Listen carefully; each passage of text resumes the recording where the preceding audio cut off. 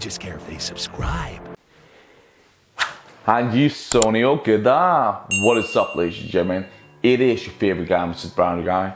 And today I'm gonna show you one of my favorite cheat meals. Now you may ask, why eat a cheat meal? Isn't that cheating? No.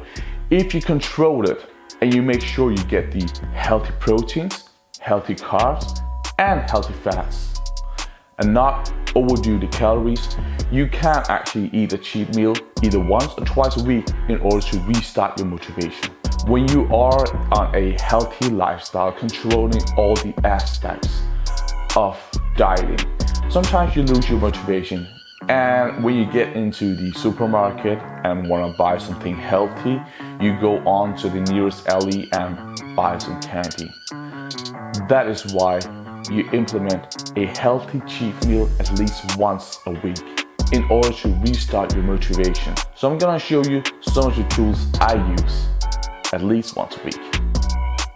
Are you ready for it? Let's get going. In today's cheat meal edition, we are going to make it non-veg. So if you are vegetarian, implement some tofu or some of the other things with high protein in it. But for now, let's get cooking.